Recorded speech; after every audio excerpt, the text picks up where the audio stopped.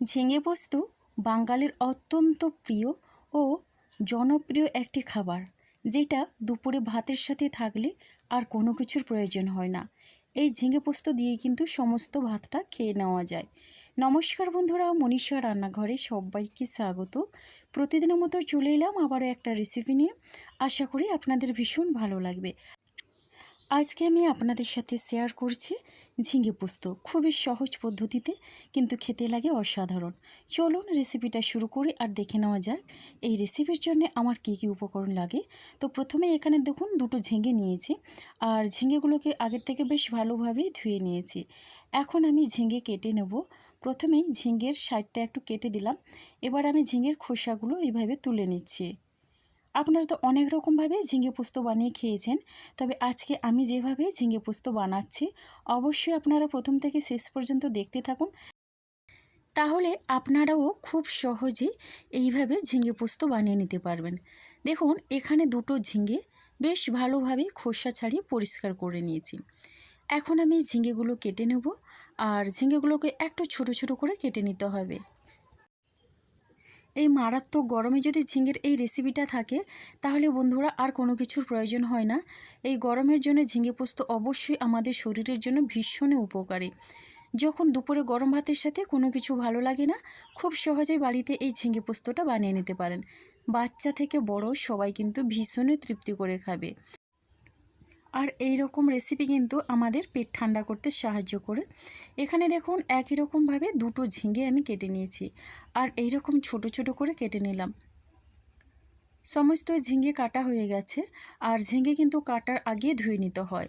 এবার দেখুন ঝিঙেগুলোকে একটা পাত্রের মধ্যে তুলে নিয়েছি। এবার আমি রান্নার জন্য গ্যাসে কড়াই বসিয়ে দিয়েছি। এবার কড়াইটা গরম করে এখানে দিয়ে দিলাম সর্ষের তেল। তেলটা বেশ ভালোভাবে গরম করে নেব। বন্ধুরা একটা কথা বলে রাখি, ঝিঙে পোস্ততে অবশ্যই একটু সর্ষের তেল দিয়ে রান্না করার চেষ্টা করবেন। সর্ষের তেল দিয়ে রান্না করলে কিন্তু দারুণ টেস্টি হয় খেতে। এবার দেখুন তেলটা গরম হয়ে গেছে।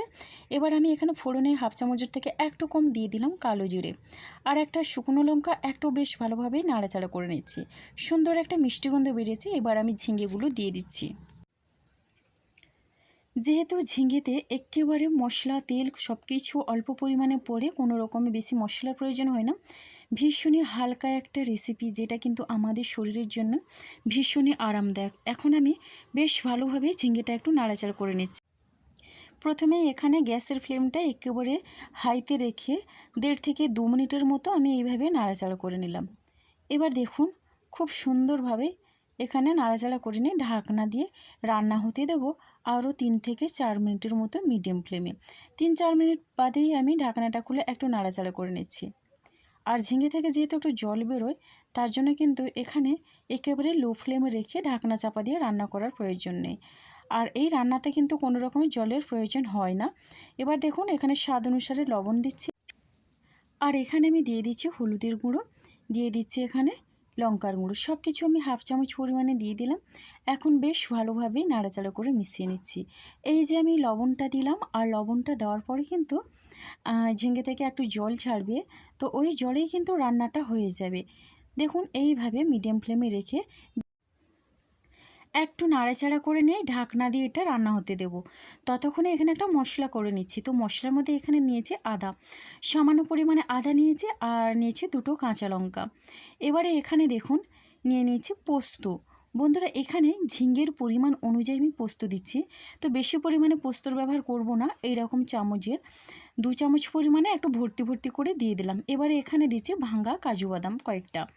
এবার এর একটা পেস্ট তৈরি করে নেব। প্রথমে আমি শুকনো অবস্থায় একটু গুঁড়ো করে নিয়ে অল্প পরিমাণে জল দিয়ে এটা বেটে নেব। এবারে পোস্ত বাটা হয়ে গেছে, ঢাকনাটা খুলে এখন একটু নাড়াচাড়া করে নিয়েছি। বন্ধুরা যেহেতু আমি লবণটা দিয়েছিলাম, তার জন্য এখানে ঝিঙে থেকে একটু জল ছেড়েছে। দেখুন ঝিঙে কিন্তু অনেকটা সেদ্ধ হয়ে গেছে। যেহেতু এই রান্নাতে কোনো রকমের জলের প্রয়োজন হয় না, ওই ঝিঙের জলেই কিন্তু ঝিঙেটা রান্না হয়ে যায়। এবারে এখানে আমি যে মশলাটা করে রেখেছিলাম, তো ওই মশলাটা দিয়ে দিলাম। আমি কিন্তু এই মশলাগুলো দিয়েই ঝিঙে পোস্ত বানাই। এখানে কিন্তু বেশি মশলার প্রয়োজন মনে হয় না। তো এখানে আমি নিরামিষভাবে বানাচ্ছি। অনেকেই কিন্তু পেঁয়াজ দিয়েও ঝিঙে পোস্ত বানান, তবে এইভাবে যদি বানান ভীষণই ভালো লাগবে। গরমের দিনে একেবারে সেরা রেসিপি হবে। এবার ওই মশলাটা দিয়ে বেশ ভালোভাবে নাড়াচাড়া করে নিচ্ছি। আর এটা যেহেতু ঝোল ঝোল থাকবে না, একেবারে মাখো মাখো থাকবে, তার জন্য দেখুন গ্যাসের ফ্লেমটা লোতে রেখে আমি রান্না করে নেব। গ্যাসের ফ্লেম কোনো রকমে হাই বা মিডিয়ামে রাখবো না। যেহেতু এখানে জলের ব্যবহার করছি না, ঢাকনাটা খুলে একটু নাড়াচাড়া করে নিচ্ছি। আর দেখুন খুবই সুন্দরভাবে এখানে রান্না হয়ে গেছে, ঝিঙেটাও সেদ্ধ হয়ে গেছে, খুব সুন্দর একটা কালার ছেড়েছে। এবার আমি এখানে মিক্সির জারটা ধুয়ে জাস্ট অল্প পরিমাণে একটু জল দিয়ে দিলাম। যেহেতু এটা পোস্ত দিয়েছি, বাদাম দিয়েছি, মশলাটা আমি নষ্ট করব না, তার জন্য মিক্সি জারটা দিয়ে জাস্ট একটু জল দিয়ে দিলাম। এবার আমি বেশ ভালোভাবে নাড়াচাড়া করে নিচ্ছি। এখন দেখুন ঢাকনা দিয়ে 1.5 থেকে 2 মিনিটের মতো একেবারে মিডিয়াম টু লো ফ্লেমে রেখে রান্নাটা করে নিচ্ছি। এবারে দেখুন 2 মিনিট পরে আমি ঢাকনাটা খুলে দেখাচ্ছি। দারুণ হয়েছে রেসিপিটা, আর কালারটা কতটা দুর্দান্ত হয়েছে দেখেই বুঝতে পারছেন। রান্নাটা কিন্তু আমার হয়ে গেছে, আর দারুণ একটা গন্ধ বেরিয়েছে। এই ফ্লেভারে কিন্তু এক থালা ভাত অনায়াসে খেয়ে নিতে পারবেন। স্বাদে গন্ধে অসাধারণ ঝিঙে পোস্ত। এবারে দেখুন কিছু সময় ধরে নাড়াচাড়া করে নেওয়ার পরে এবার আমি এখানে নামানোর আগে দিয়ে দিচ্ছি খুবই অল্প পরিমাণে সর্ষের তেল। আর এই সর্ষের তেলটা নামানোর আগে দিয়ে দিলে কিন্তু ভীষণ সুন্দর লাগে খেতে। দুপুরে ভাতের সাথে গরম গরম এটা পরিবেশন করলে দারুণ হয় খেতে। যে কোনো নিরামিষ দিনে আপনারা খুব সহজেই ঝিঙে পোস্ত বানিয়ে নিতে পারেন। এই পদ্ধতিতে একবার হলেও ট্রাই করে দেখবেন, ভীষণই ভালো লাগে। এবার এখানে দেখুন এখানে সর্ষের তেলটা দিয়ে 1 মিনিটের মতো একটু নাড়াচাড়া করে ঢাকনা দিয়ে আমি রেখে দেবো আরও 2 মিনিটের মতো। কেন বলুন তো, তেলটা দিয়েছি একটু শেড হবে সব কিছুর সঙ্গে, তাহলে কিন্তু ভীষণই ভালো লাগবে। তো দেখলেন তো বন্ধুরা, খুব সহজেই কিন্তু ঝিঙের পোস্তটা রেডি হয়ে গেল। এখন আমি এটা নামিয়ে নেব। রেসিপিটা ভালো লাগলে লাইক, কমেন্ট, শেয়ার এবং সাবস্ক্রাইব করে আমার পাশে থাকবেন।